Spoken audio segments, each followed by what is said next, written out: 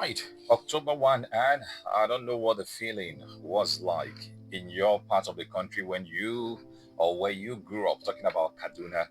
In the southern or southeastern, to be precise, in Enugu, October 1 used to be a big deal. I remember my grandma would look for the fattest chicken to strangle her mother on that day. And we, being kids, would have to trek from our primary school down to Opera Square in order to wave little Nigerian flags and sing national anthem, march past the governor at that time, and the governor gladly taking salute. Imagine schools from all over the urban parts of Enugu assembling in one location. So it was a big deal that most of us looked forward to. Yeah, I But know. that feeling is no longer there. October 1, it's all about lamentation. Look at the reaction you just gave me. That kind of I a know, thing. right? Once you mention October 1 I these know, days, right? it doesn't elicit that patriotic feeling I anymore. know, I know, I know. You're right. Things have really changed. Nigerians have gotten to the point that we're no longer interested in what happens at the top. We just want to have 3 square meal or 2 square meal a day, take care of ourselves, have good security, sleep well and wake up. That's the only thing that is in the heart of a majority of Nigerians. Just few people that are invested in making giant strides, investing, going further than where they are. But yes, it has changed because our leaders have dampened our morale. What it used to be is no longer what it used to be. Even from their end, every year we hear cancellation of parade. Exactly. Even at the governors at the state level, what are That's they right. doing? Nothing. They just do a public address and that's all. So those who are supposed to lead are not leading well.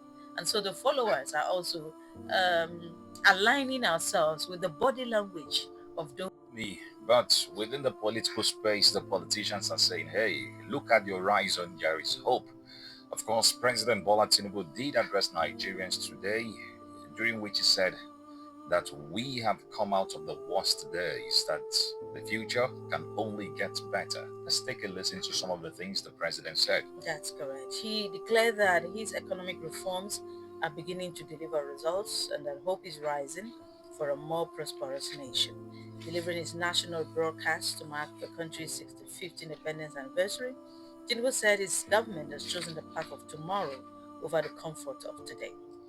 He also said he's reporting that things have finally turned around and the worst is over. And I quote him: Yesterday's pains are giving way to relief.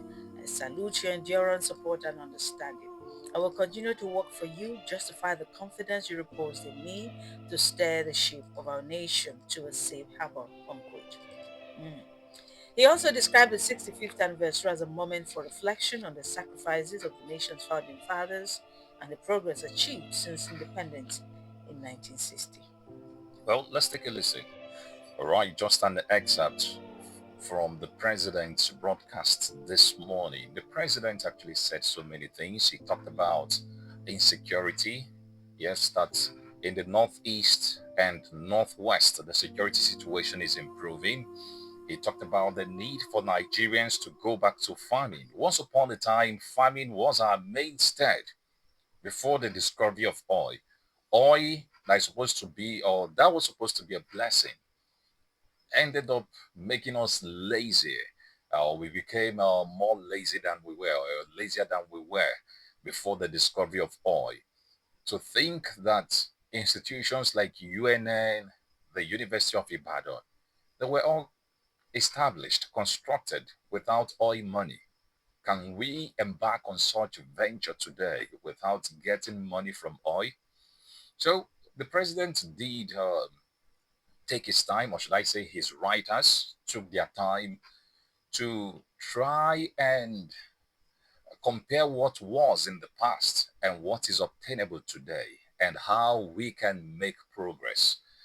But in all of this, for me, the president simply said, if you compare the situation in 2025 to what he met on ground in 2023, there is a great difference that we are making progress. He talked about oil production, that as at May 29, 2023, we were doing just above, a little above 1 million barrels per day.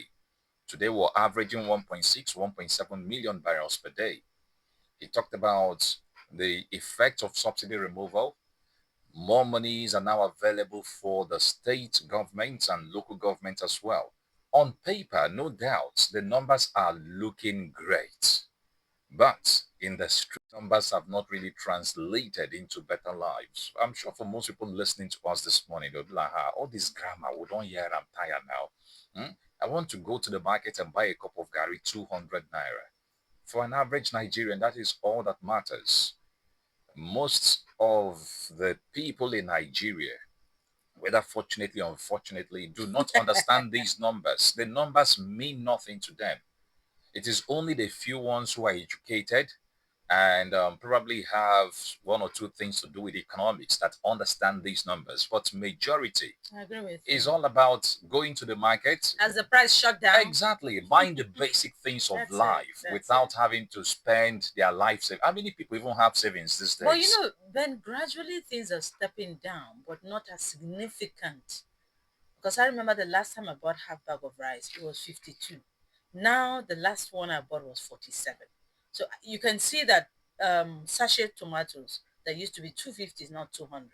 There's a little drop, not significant enough for Nigerians to react. Even a pint of Gary, the half one that used to be 1,000 plus, now you can get 1,000, even 800, depending on the type, whether white or yellow. These are dropping, but it's very little, you know. Well, Naira is also stabilizing. At least when the president came on board, it almost hit 2,000 Naira. You're right. So You're right. today we're doing 1,400 Naira, 1,500 Naira. That is also a plus. Nigerians want to see this go down, go southwards. That's the only way these numbers would make sense to them. Okay, away from the independence anniversary, let's take a look at other stories this morning.